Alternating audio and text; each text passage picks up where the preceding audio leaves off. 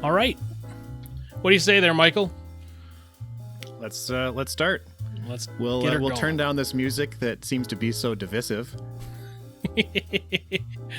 Some love it, some hate it. So for those of you who love it, sad to see it go. For those of you who hate it, It's like the story it's of gone. my life. So welcome. Thanks for coming, everybody. It's great to see you. We are excited to bring you this. It's our 5th or our 6th Brain Trust now, I think, depending on how we count.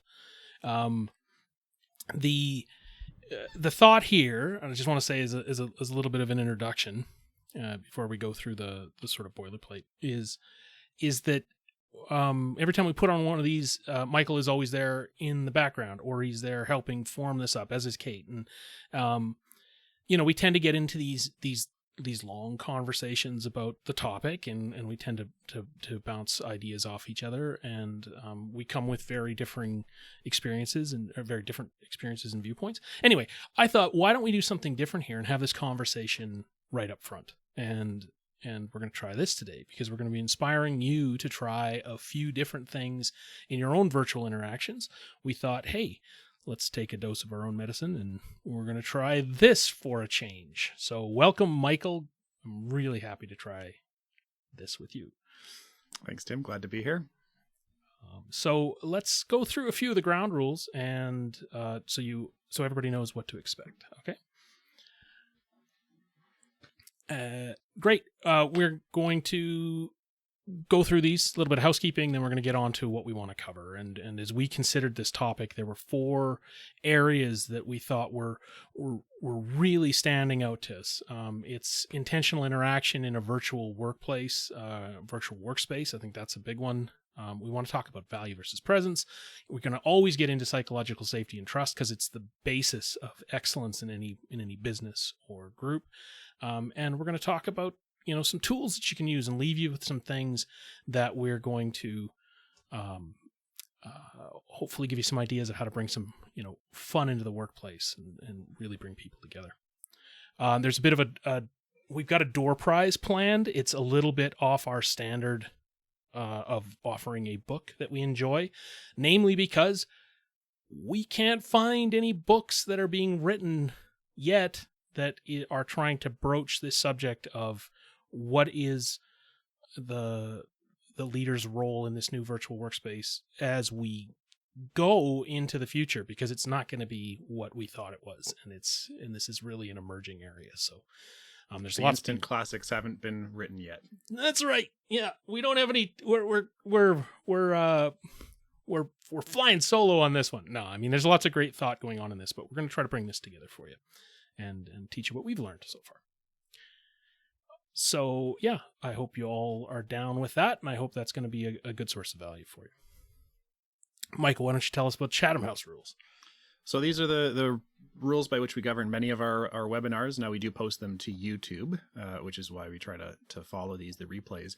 We are going to try something a little bit different today, is that we don't want to completely abandon any personal connection with people who ask questions. So we will probably reply to your question using your first name. If you don't want us to use your first name, you can rename yourself in Zoom, right click your picture, hit rename, and you can choose a different name for yourself if you want to opt out of that. But we'll use first name only in replying to questions. We encourage you to write those in the chat. But then afterwards, of course, we want to be able to ask good questions, and feel free to do so. So we won't be revealing last names or those kinds of things outside of this meeting. If you do want to keep a question off the replay, you could also type it in chat and say, like, hey, just leave this one off the replay if you like, and we can edit that out too. But that's essentially the high level view of what we're doing there. We are going to be reviewing your questions in Zoom, and as we go, and really, really quickly. Sorry to break in there, but one of the things that I think is a new request that I didn't think I was going to be making is I probably, knowing myself, will not catch the fact that it's a direct message to me. And I may answer it publicly. So I wouldn't rely on me being able to pick that out in the moment. So I would say if you got something private that you'd like to discuss or a direct question, I'd encourage you to contact me directly. I think that's one thing that I'll just throw out there right now. Because when we're in the heat of the moment, as I just demonstrated, I think I'll ignore the fact that I'm sending back to a direct message. But other than that, we're going to be using the Zoom for taking your questions, and we want to take these throughout. I think that's what we targeted as helping to keep this fresh and alive. So we won't do our typical thing where we have a question period at the end. We may have some roundup questions, but generally we'll be looking to have your input as we go. I'll take this one, I guess. Sure. So as always, why are we talking about this? We're talking about this because and you'll see our mission statement has evolved a little bit here, but we want to be bringing leaders and teams clarity and focus that they need to, get the most bang for the buck when they seek to improve. We want to be creating unstoppable momentum and unblocking individuals and really helping teams get ground and a starting place and a good launch point for the initiatives that they're trying. And generally, we want to create amazing cultures that make businesses great. So that's what we're down for. And we think this is a big part of that right now. Okay, what do we have left to say? Nothing. We're into the content now. So we're talking intentional interactions, I think, off the top is what we said. Sure. So let's think about that in terms, and I'm going to let you go ahead and start here, Michael. Let's go for it. What do you want to say to everybody here? Let's frame intentional interactions. What do we mean by that? Yeah, so I mean it's important to recognize that we're talking primarily remote work. So the webcam workplace was how we defined what we're talking about today. And so I think this is not a new or valuable insight perhaps, but to recognize that we've lost a lot of contextual clues about what kind of meeting we're joining, just based on the type of meeting room that is booked. If you book a 4-person breakout room versus a 60-person conference room, you walk into the room, that physical location has a lot of meaning and context to what kind of meeting you're about to have. In larger sites, the facilities may be rearranging the furniture into rows for a classroom type setup or a boardroom for a large meeting or a round table for sort of a workshop session. And we've lost a lot of those clues. And so it's important to be able to use the technology that we now have, which ends up sort of devolving into a wall of faces or a wall of names, and be able to provide that context pretty quickly when somebody's joining the meeting. And then also to use instant messaging and email and text messages and phone calls. Those are not new technologies, but certainly they've become thrust a lot more into the forefront for people who are now exclusively working remotely. Being able to use and leverage those really, really well is important. Not sending everything as an email or everything as an instant message or voicemail. I hate voicemail, personally, but choosing which communication method you're using. And then when it's a meeting, being really clear about what kind of meeting we're having, because we've lost all the physical context of entering a room and knowing what we're doing.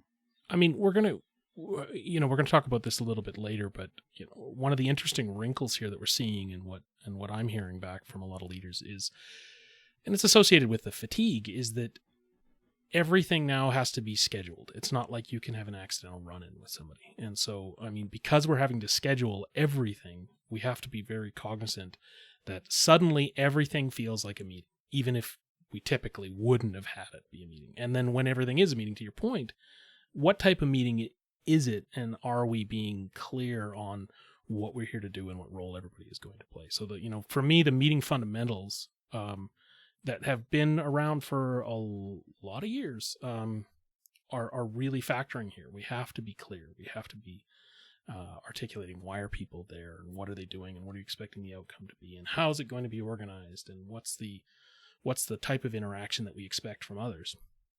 So,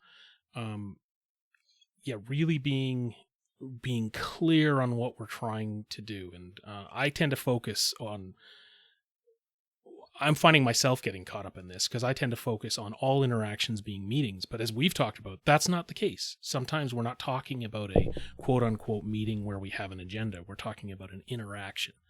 and using this new virtual space to interact with people. And so I remember when we were going through this, that was a really important distinction for me, is it's not simply meetings, even though now everything looks like a meeting, right? We're learning. I think a lot of it comes down to expectations, right? Expectations are not always clear. I like to think I have a separate whole topic on email that I could delve into. I won't here, but in a lot of ways, emails are commonly poorly formatted tasks or poorly formatted actions, right? Hey, can you do this? I have I need some information or something, right? And so being able to choose when you send an email, which is not urgent, I will go to my grave insisting emails are not urgent. If something's urgent, text or call, versus when do you send an instant message, which is immediate, but maybe not important. When do you pick up the phone and call because the tone is really important to hear? It's an important conversation to have, and you don't want to have it over a text-based medium where emotion and tone can't come through. Being able to choose judiciously between all of these, and then let your other counterpart in the conversation sort of know the context and the urgency and the purpose that you're contacting them with. You send an instant message, hey, okay, that's fine. That's an opener. But you could also say, hey, I wanted to chat with you about Project X. Do you have time today? It's urgent for reason Y, is a different way to go as well, right? And to send an email, hey, I have an urgent thing I need in 5 minutes. Again, these are all things to be intentional about and to set norms with your teams, not dogmatically, not to say like this is the only time we'll use emails and emails must be formatted this way and your subject must have this tag necessarily in the some that works for some organizations, but that doesn't necessarily copy paste apply to all cultures. But just to sort of set expectations, at least within your immediate team, around when are we going to try to use these different tools so that we're interrupting each other for urgent matters and we're allowing the flow to continue for the non-urgent ones. And we're still staying connected and we're still staying in touch, but we're not, stepping all over each other with 6 different ways of communicating. And yeah, totally. And on the day, I think that's on the day in the interaction, understanding when it is okay, perhaps to be wild and crazy and all contributing to something. And that's where I'd like to just sort of get into a little bit about the choices. Because one thing that I've noticed is that when we're on meetings is that many groups, many teams have slipped into this like single gear of how they show up in a virtual space. And I'd like to, sort of wake everybody up again, or I guess at least offer that we have so many different types of meetings that we're actually dealing with. And we like this one view that Lucid put out, which is a table of all the different meeting types. And so we're going to throw this up right now. And if you haven't signed up to our newsletter, go ahead and do it, because we're going to be sending this out to our newsletter recipients shortly after this meeting. But, just to take a look at, this is a great reference in terms of all the different types of meetings that we try to have. And in these, we've got, although they don't say it specifically here, we've got areas where we want people to be, divergent in their thinking or convergent in their thoughts. And so I like to take this and then overlay in a Zoom or a Teams environment, what kind of technologies can we bring to the table that are going to help, really fulfill the type of experience that as leaders we want to see happening in this room.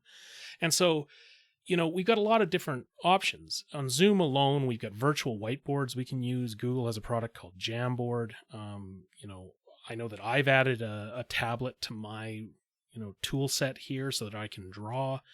And having these type of spaces where people can go ahead and they can contribute openly, whether you're using Slack or you're using OneNote, these kind of things. As we're doing today, making sure that you're using good use of the chat or polls. You got videos that you can be doing, putting together, having other people put together for complex thought. So I think, is there anything else that you'd add in there, Michael, in terms of what we would suggest as could be some creative mediums that people could be using? Well, I think the point that you made around what type of meeting is it, and can we get out of having only one gear, is helpful. And certainly there's organizations that have been further down this path, either pre-COVID or have caught up quickly after COVID and have teams and organizations have gotten there. But your point around convergent versus divergent thinking, I think, is really important, right? Is the point of this meeting to align to a particular course of action and its communication and its buy-in? Or is it to come up with a lot of different ideas? Because those two types of meetings should be run very differently and take advantage of breakout rooms and take advantage of whiteboarding and take advantage of external polls or internal polls within the tool. Look at all these tools, take breaks, use the chat, make use of the technology depending on what type of meeting it is you're having, because people are going to get tired they are tired of having a certain kind of meeting all the time. I'm curious what kind of conversations or questions we have from the folks listening online. Do you have any chat questions for us? We'd be happy to talk about any about intentional interaction, use of technology, email, Zoom meetings, instant messaging. Let us know your questions, because we'll be moving on probably to accountability, availability, value, presence here pretty quick. I'm going to throw up a question in the chat as we're going, if you don't have one of your own, and that is, what kind of technologies are you using right now that you find are stimulating energy and really helping people connect and be together in the way that you want them to be? If you've got something you'd like to share, I think that's the other thing I would ask is, let's use this opportunity to share our knowledge here. So we'll be watching for those questions on tech, I guess, and et cetera, as Michael says. So why don't we move on as we go, and we've got a vote here for Miro, excellent creative whiteboarding space as a technology to stimulate people's time. Good. All right. Thanks, Ryan. All right. So let's move on to a topic talking about value versus presence. I'm going to stop sharing the slide here. There we go. Get our real estate back. I mean, I think this is critical to anything that we do when we're sort of in the pursuit of excellence, is to, if you're lean in your thinking, is to get away from this thought that we're just showing up and that attendance is good enough. I mean, this is pretty basic in its thinking, but Michael, why don't you layer on there and go a little deep on this for us? Because I love the thoughts that you had on this earlier. Yeah, so there was an interesting article that was written early in the pandemic in a Canadian paper by a Canadian employment lawyer. And he was sort of talking about the insidious threat of time theft has become so important during COVID. And it was an interesting take, and I would say it probably wasn't well received by employers and employees. And it resonated with me, not the article, but the backlash, I guess, resonated with me, because I was thinking a little bit around that pre-COVID. My thinking was, traditionally, when we have really great employees who do a lot of work and they're very productive and they get their tasks done early, what's our reward for those really productive employees? Is to give them more work. Great reward, right? They're paid on the same salary range as their peers. We don't necessarily link their compensation outside of incentive pay, perhaps, to their productivity. And so it's an interesting thing to look at and say time is the meaningful measure. And certainly for some organizations, for some employees, it would be. If you're working in a call center or on a line making widgets, and there's countless other applications where you have to be available during certain hours to be able to do the work, because that's when the product or the customer is available. But for knowledge workers, I don't know that time is necessarily the meaningful measure. And so even the concept of time theft, for some applications, doesn't make any sense, I think. And so I'm interested in from a lean perspective, looking and saying, how do we define value? How do we measure value more so than time? Recognizing that there's still core hours and there's meetings and there's get-togethers, and not saying that, choose your own hours. There's a balance between anarchy and, rigid sort of bureaucracy, I guess. But how do we measure productivity, recognizing that people have kids at home, recognizing that remote work is brand new and people don't necessarily have a dedicated workspace. So how do we get really good at ensuring accountability, not surrendering ground on accountability, but looking beyond time as the critical measure? Yeah, I think that's a great point. And establishing, I often see it as we have to be careful that we don't gravitate towards things that are easily observable or manageable. And that's one of the problems we get into with time, is because we can look at it. We can look, and most of the tools are even oriented that way, that you can use to monitor a person's presence. Really centering on the fact of what does value mean. We've seen a couple of really ugly examples of where this thinking can lead us. One that we want to bring up to the group, which I think it will really typify want to that. name it, because it's just like, I know it is. So yeah. So whatever is the opposite of an endorsement, that's what this is like right now. Okay. So we're going to use this. Keep in mind that this is like not a TWE recommended tool, but we want to bring it up because it's frankly kind of scary. So, I don't think we have a view of it necessarily, but maybe we can just describe it. So the tool is called Sneak.io. And basically the premise is that you load a client onto somebody's work machine so that you can observe and their teammates can observe what they're doing randomly. It's kind of throughout the day. Yep. Throughout the day. So you may not know when your boss or your coworkers are checking in to see if you are sitting at your computer working.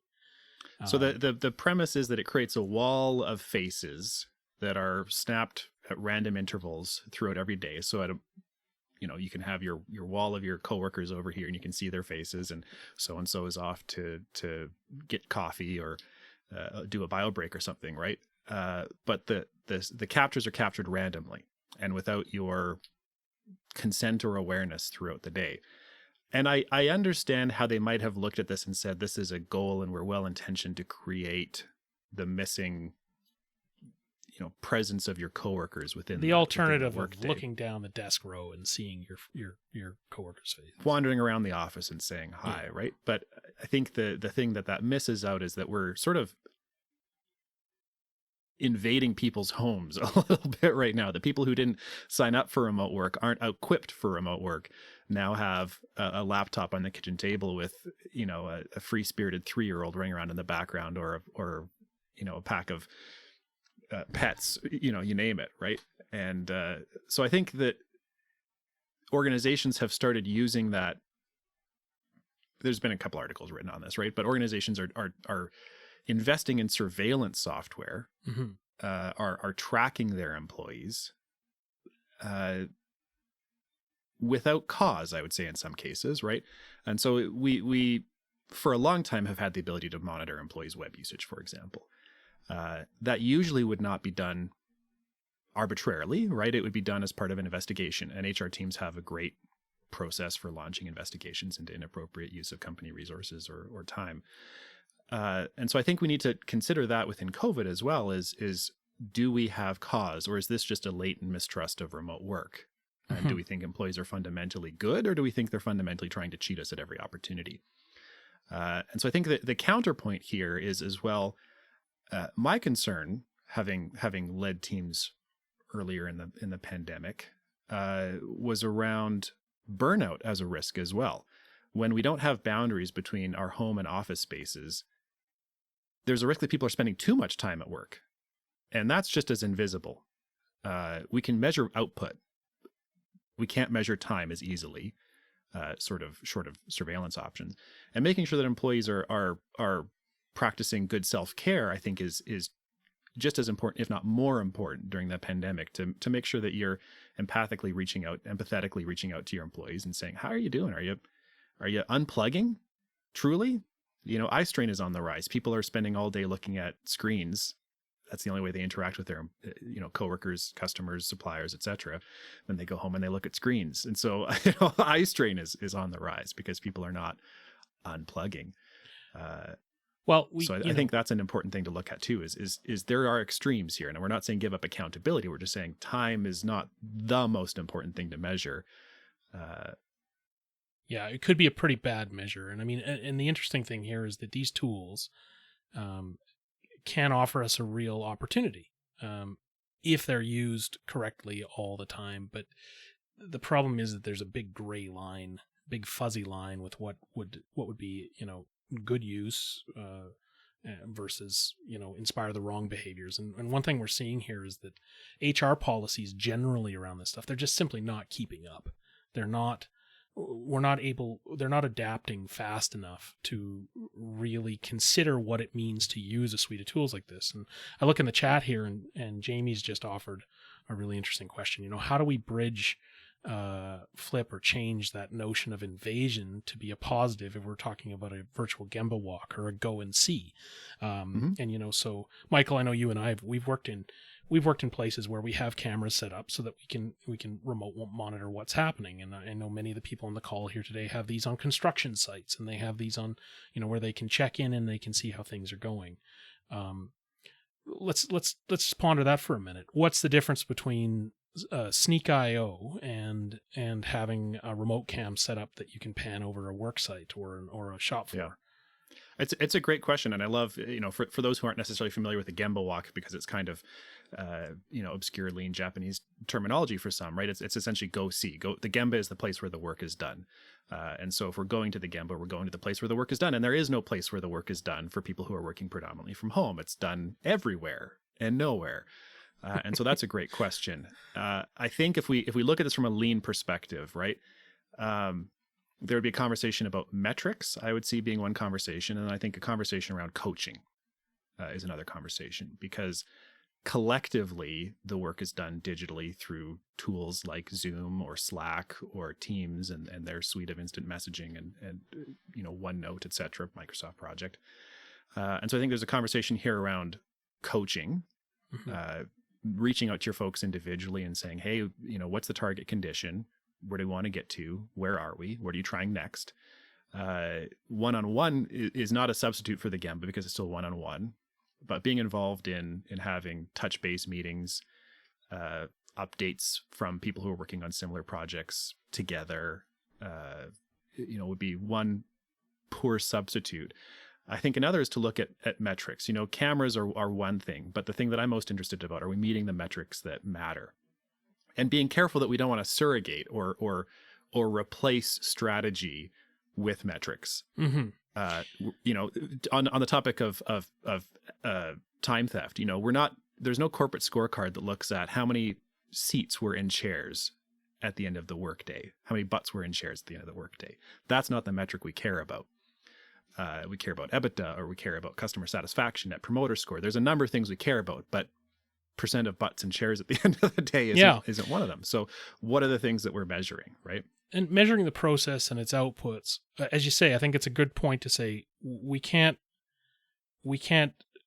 ignore that. We also can't use it to override strategic control and those kind of things. And as I look down our list of attendees here, several of them we've had conversations around the leadership experience and being and maintaining engagement with your staff.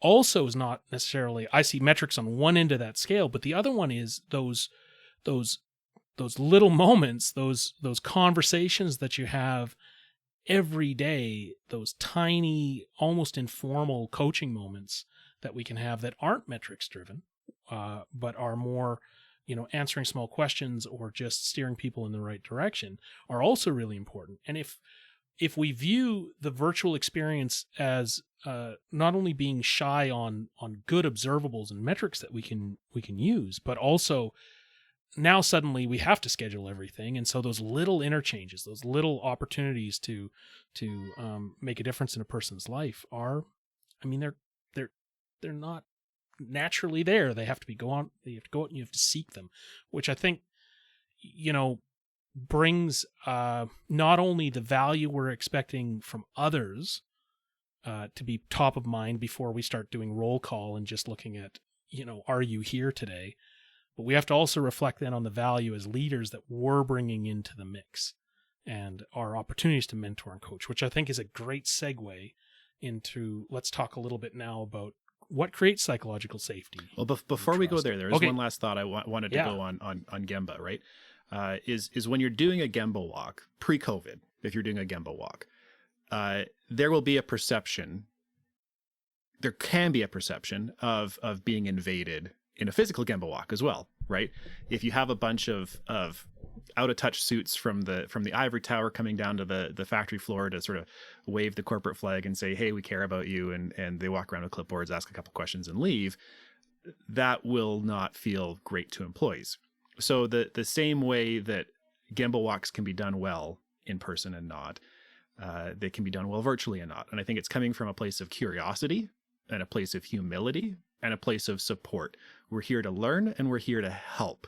We're not here to accuse and audit. That's kind of the important thing, is that if people know why you're there, and if they trust your motivations, it won't feel like an invasion. But that's based on a relationship, and that's based on trust, and that's based on a consistent pattern of practice developed over a period of time. That's essentially what trust is. Can I trust?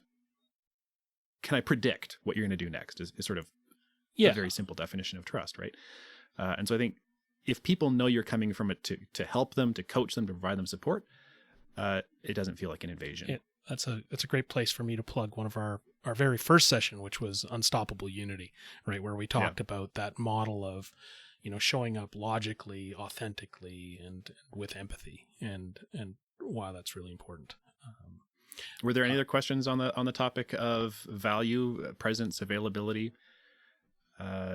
accountability? Yeah, I see a comment in there from Ryan. Ryan, if there's a follow-up question there, that'd be great. Before we move on. We've lost the in-hallway chats. We absolutely have. Right. Yeah. And so it's important to stay connected to your local team and your remote team. And in fact, in some ways, your remote team, you may have pre-COVID, if you have HR partners or accounting partners who are not located where you are, they're located in a head office or a corporate office somewhere. You may already have some mechanisms to stay in touch with them, a weekly, monthly, bi-weekly meeting. Whereas the person who works just down the hall from you maybe doesn't have that anymore.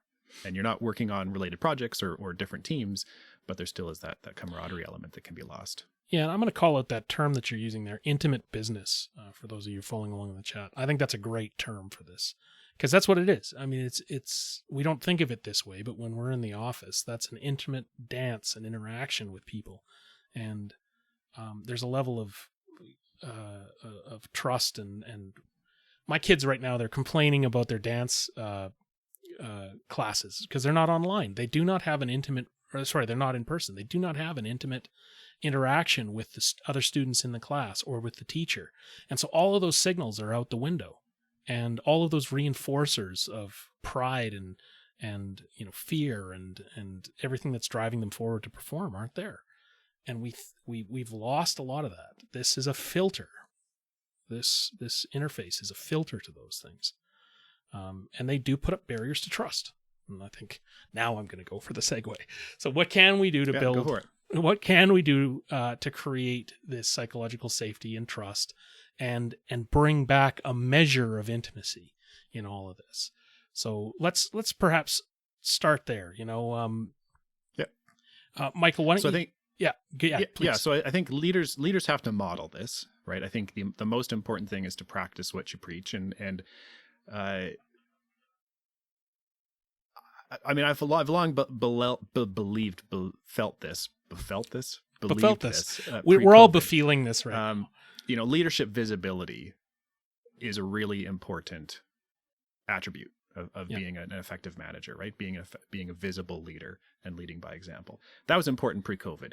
It's become difficult and even more important during pandemic, when remote work is the norm, to be visible. But there are examples of, not all the time, not in every meeting, but having your camera on and being authentic in that. And if you have a kid running around or there's laundry in the background or something, right? Then being authentic with that and showing and being a little bit vulnerable.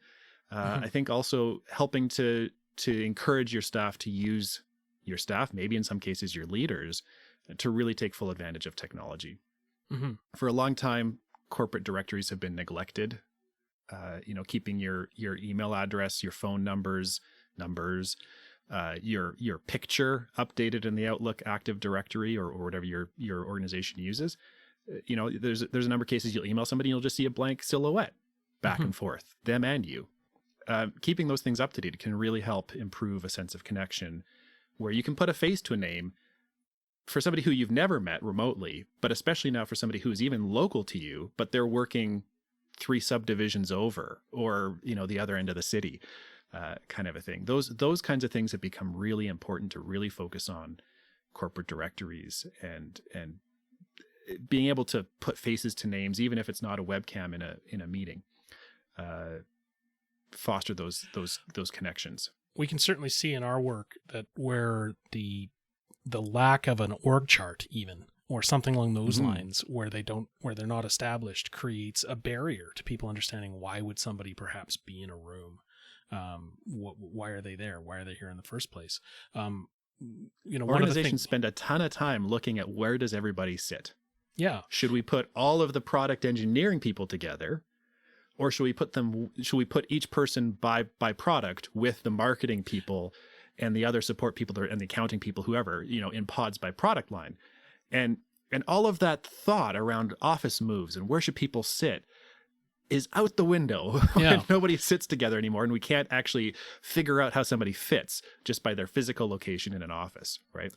I think, when we take this, there's going to be some corporate weaknesses that we have to deal with and that have to be rectified. Let's bring this back down to what the choices are that we see being made that really help, and that we're finding are good practices that we want to leave people with generally. So, in terms of the context piece, to riff on that for a bit, one of the things that I'm trying to do more, and I think we can all do because we've got the access, as Michael said, make sure that your bio is together, right? I think that's a great point, Michael. But the other one we were playing with was use this little namespace down in the Zoom chat, or whatever your namespace is on these virtual meetings, especially if you're in mixed company with people you maybe have never met before. Ask them to put in that space, what's their department? Why are they here? What's their position? At a glance, so people can know. Because I know for myself, if I'm in a meeting and I don't know who these people are with me, I'm like off into LinkedIn and I'm trying to figure out who is this person sitting on the other side. Or the corporate directory, and you're finding a complete blank. Yeah, so use that space. Yeah. And you also mentioned webcams on, which is interesting because that was coming out of Serenity Now, which was the one that we did over the pre-holiday to how do you send people away with being in a good place to be resilient and find some serenity. We had a lot of comments about I don't want to turn my camera on, and I know in this meeting we've asked you to turn your camera off, but generally, Michael, why do you think it's so important that we consider the meetings where we want to have cameras on and we inspire our teams to flip them on? It's a hot button topic for a lot of people, right? Because there's people who never signed up for remote work and now they're remote working in less than ideal circumstances, right? With kids at home from school, either all the time or intermittently for periods of self-isolation, etc.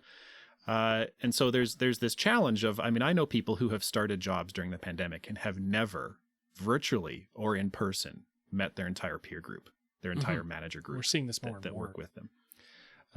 Because there isn't a culture of having cameras on ever. And so I think, again, there's sort of an appeal to moderation here, which is to say having cameras on all the time and having cameras on none of the time are probably extremes to be avoided. But recognizing that there are people who don't have ideal environments and may be self-conscious about that, and recognizing that you don't want to spring it all of a sudden on people either and say, okay, everybody turn your cameras on now, because not everybody may be prepared for that. But having some moments where maybe you have a weekly meeting and you're going to say, we're going to have a weekly roundtable. Let's all have our cameras on. It can be informal and it's going to be sort of chatty with a mix of updates. But we're still going to maintain that face-to-face in-person context. It can be really important to making sure that people don't feel isolated any more than they need to be. But again, this has to be felt out on a per team basis. You know your team, you know their culture, you know what they're going to like, and you can help develop it with them. What that looks like. Kyle's just brought But, up a great... Sorry, go ahead. There are backgrounds that can be used. So expectation that cameras are on all the time. So much is said in a conversation that are not words. I don't disagree with that. I mean, in our environment, Tim, we basically have cameras on all the time. We don't, I think, ever have a meeting where cameras are off. With that said, I can see that if you're working on a large, process flow diagram or a project management Gantt chart or something, I can see where you might say, we're going to turn the cameras off and we're going to get really focused on the content. Yeah. In the same way that we'd have teleconferences previously and you're all on a earnings call or something, there maybe isn't video, you're just hearing the CEO, the CFO, etc. I do agree that it can be really helpful if there's trust, if there's authenticity, to have that culture of cameras on. I've been on meetings where, and this is a place again where it's important to lead by example, right? I've been on meetings where it's been me and 30 other people and the VP giving the update, and the VP giving the update and me are the only two people with our cameras on, right? Somebody has to go first. Somebody has to make it safe, right? I think it's a great chance to open up what do we consider our code of behavior to be in a team. And if you haven't already done that, because things are evolving so fast, I think that we actually have to revisit that more so than once a year. That's for sure. If you haven't done it with your teams before or during COVID, now's the time. And it's even changing because we're learning new things all the time about what is helping to lower, stress in this environment. And it is stressful being in this environment. There is, it triggers a lot of emotions for people that aren't helpful. And it doesn't have that same positive feedback that it would otherwise. Yeah.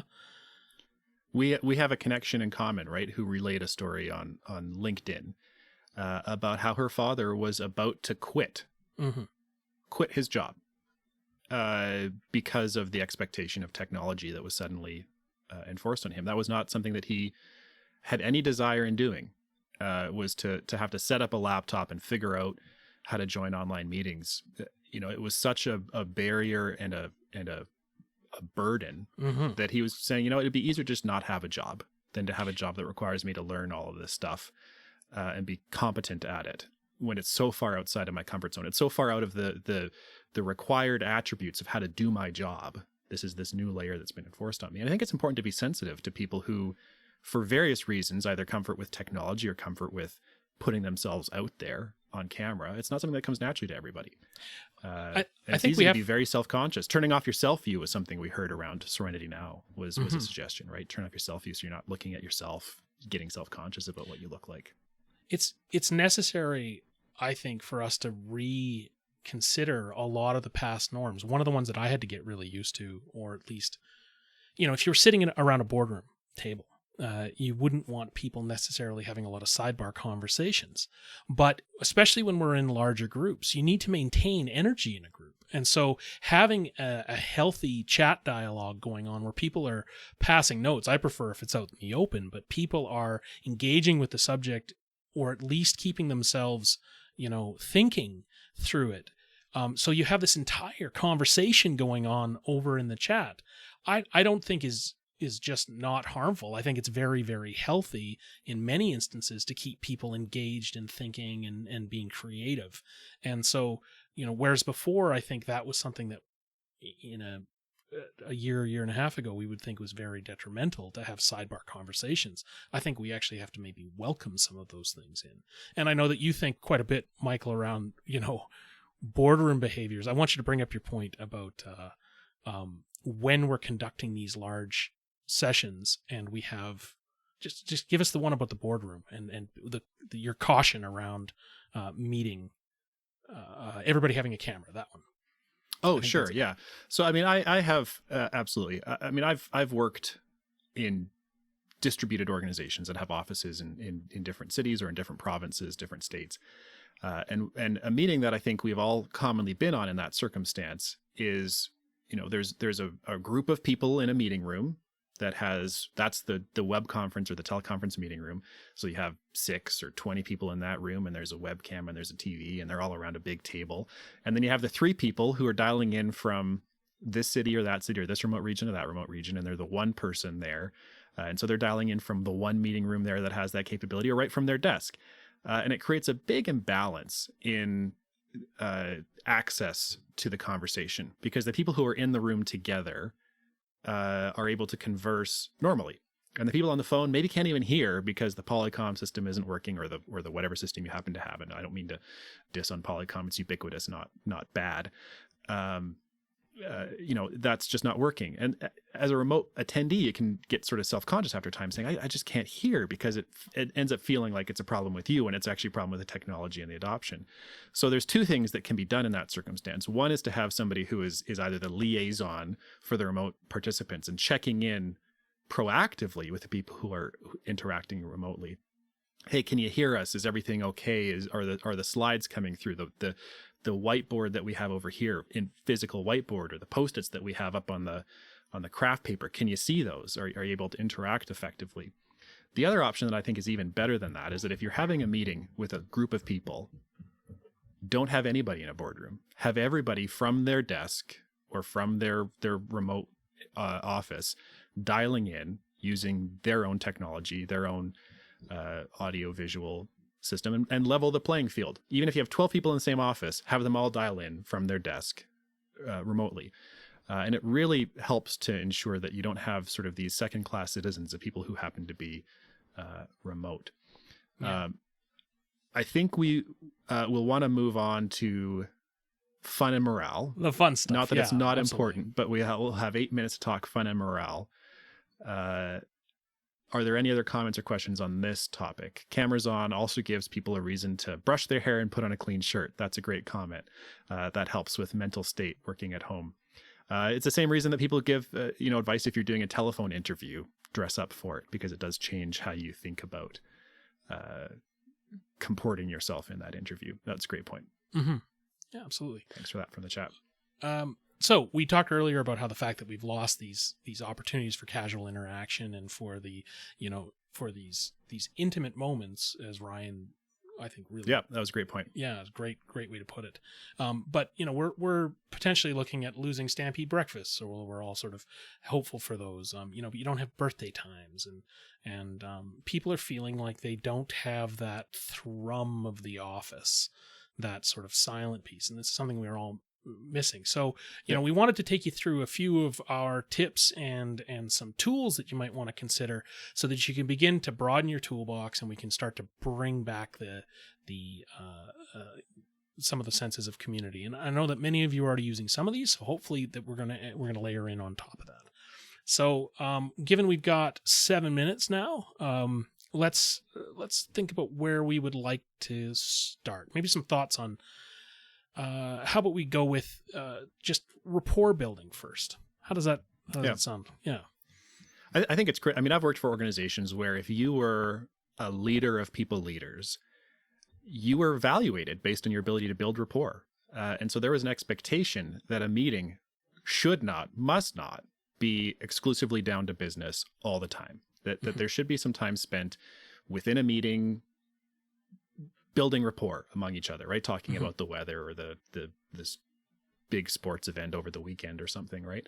But that building rapport with your peers, not just the people you need something from, but the people who maybe need something from you, or the people who, there's no Machiavellian motive to get to know them otherwise, but there's just benefit in having a broad network within an organization for culture perspective, that was an important thing. And that was something you should not neglect as a leader. And I appreciated that, because it is important as a leader to know people within your organization and to reach out, because in a lot of ways, a leader's role is to connect demand with supply, right? To support your people in getting them the resources they need, which could be other people within the organization, and to also help connect people who have needs with the ability of your team to meet them.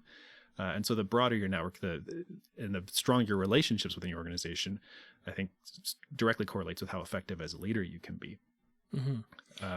and I mean, you have to be intentional now about creating these opportunities for yourself. And I was reading or watching a video last night with Deborah Mayoris, who's I think she's the legal counsel for Procter and Gamble, legal head, and she was saying, she uses this methodology called, or what she's calling, fantastic moments. She keeps a great big long list of everybody that she hasn't talked to, enough, and she takes these moments to go out and interact one-on-one, call them, do something, but she's really raising her game, saying, if I'm going to be a fantastic leader, I need to be nurturing these relationships and building rapport, intentionally and consciously. Let's get a little bit Which isn't to say that it's easy or no. effortless. Well, so we've lost, it is important. And we've lost the mediums with which to do this, which I think is where we should head next. It's like, so think about having that opportunity to just find yourself suddenly in the coffee room, and everybody is kind of gravitated because it's 10:30 in the morning and everybody's looking for some sort of boost, and it's one chance to talk about people are talking sports or board games, or and you walk into weekend activities that unite us, right? So let's share some of the things that we think you could use intentionally to create those moments of collision, right? Where we're gonna. So I think it's very possible that social committees could be struggling because the monthly birthday parties or stampede breakfasts or you name it, the in-office events, outside of business hours events are traditionally what worked won't continue to work. So there's a number of things that people can still do. And we just put together a list here. This isn't an endorsement, but this is things that we've heard other people have done, is you can use technology, again, to have some fun. And it can be helpful to get out of the mold of we're just going to have a 30-person Friday night Zoom session that's going to feel like work, except we're all dressed casually or more casually, it can be nice to have an event or an activity, right? Similar to going, paintballing or go-karting or whatever, right? Throw yourselves into something to do together. And I think that's where we can really lean into the opportunity that we've got right now, is the fact that I remember trying to set up paintball, and I did this at a lot of my teams and a lot of the organizations I was part of. I loved running paintball nights or laser tag nights or something. And then I went to do it with my last major management role. I went to have a paintball team building. And oh my gosh, I had, it's too dangerous and there's way too much, it's too hard to put together and maybe it's too expensive. Well, I mean, there's virtual paintball activities now that you could do, get a team together and go and do it and make sure you can talk while you're doing it and all those kinds of things. So, it's actually safer than it was before. Now it's maybe not quite the same, but it's different. And I think this is a great list to put together because those are all free or readily accessible. We also have people, though, that we're interfacing with that already have a tech barrier. So we had some thoughts in terms of mind. Yep. Yeah, and so some of the things that we've been working on or have done either personally or with clients are things along the lines of running talent shows. And it can be done quite well in a virtual format. Contests where people are submitting drawings or writing poetry even. I mean, that can be done. Or maybe new taglines and marketing material. Pachakacha. That's a great one. Why don't you, nobody knows that but you, so go ahead and throw it out there for Pachakacha. So I'll just keeping with the Japanese terminology here. Pachakacha is the Japanese word for chit-chat. So it's, again, sort of an onomatopoeia. Chit-chat, pachakacha. And the premise is that you have a presenter who has 20 slides that are shown for 20 seconds each. And after 20 seconds, the slide moves on automatically. And if you don't keep up, then your presentation runs away without you. And there can be no text on any slide, unless it's part of like a road sign or something, right?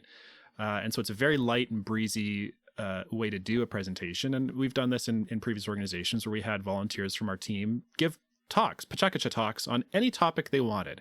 It's under 7 minutes per presentation, and you learn something about your fellow employees. I did one on science fiction films. Somebody else did one on good, personal finance practices. Another person did one on all the places they've lived.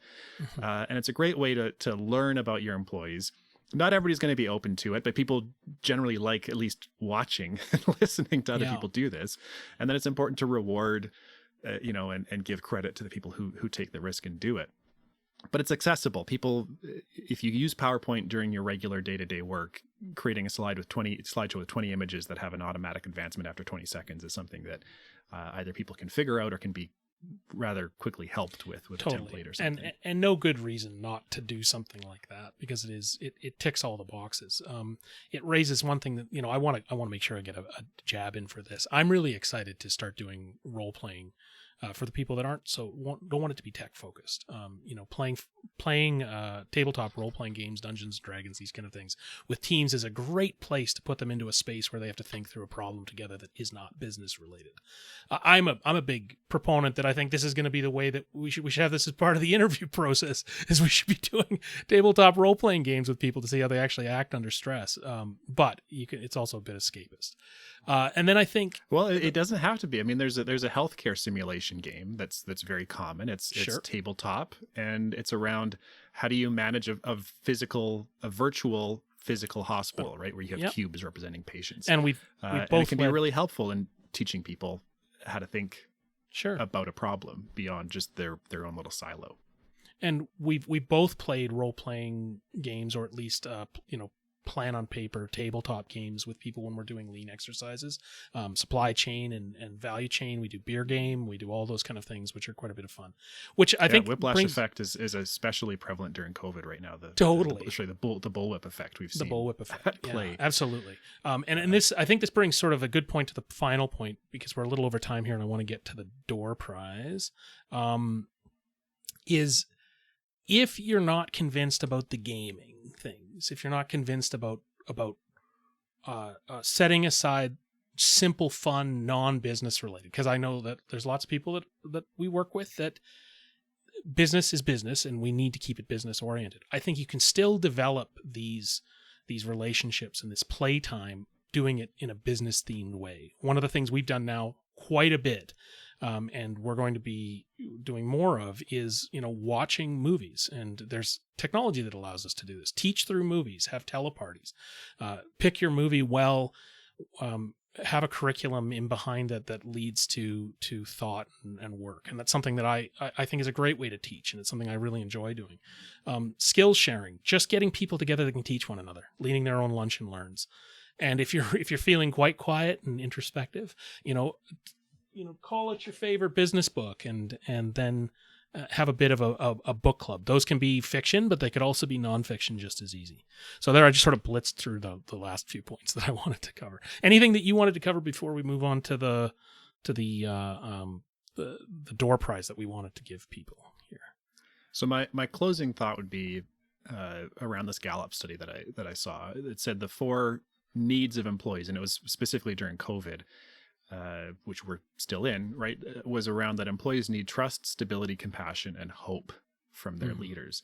And it was really interesting to me how many of those things were around empathy, trust, compassion, hope. Even stability to some degree is the emotional side of leadership, is how we feel, not how we manage, how we lead. And it's an important function of management to encourage the heart.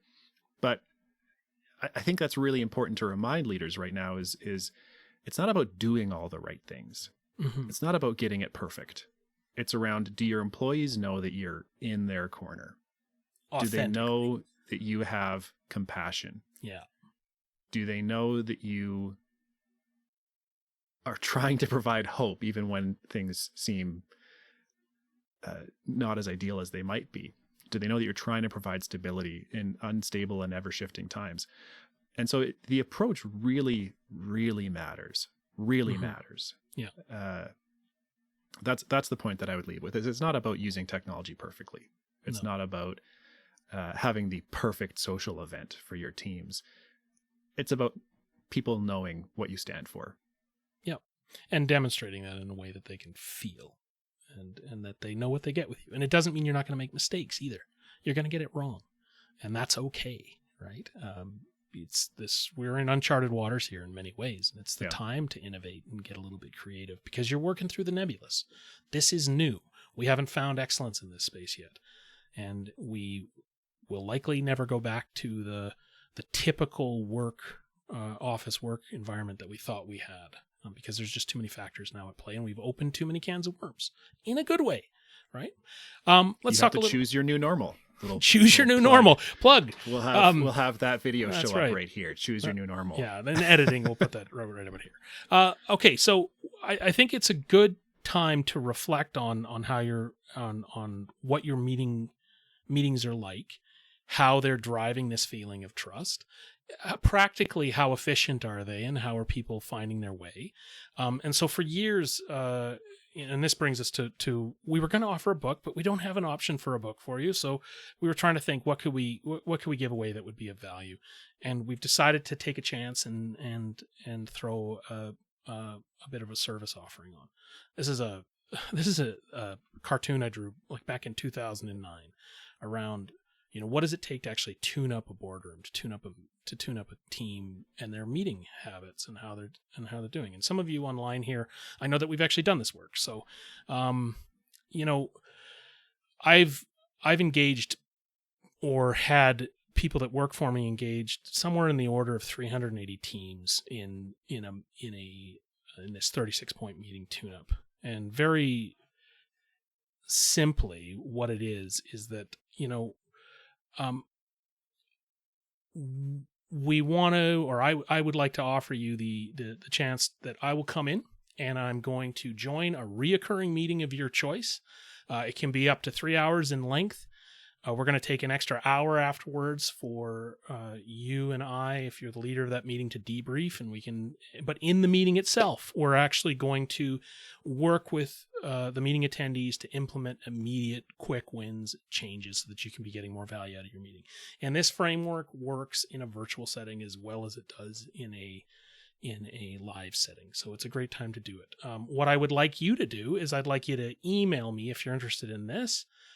We'll be choosing one of the emails. Just write me at tim@teamworkexcellence.com. Tell me what you hope to bring to your team.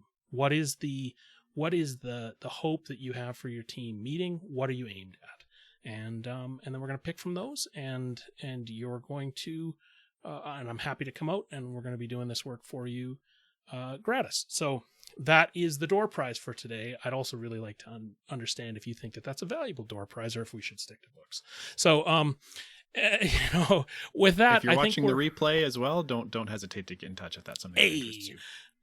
So we're 7 minutes over. I'm okay with that. I hope you're okay with that. Thanks for sticking with us. I want to say a big thank you to Michael for trying this new framework, and happy to be here.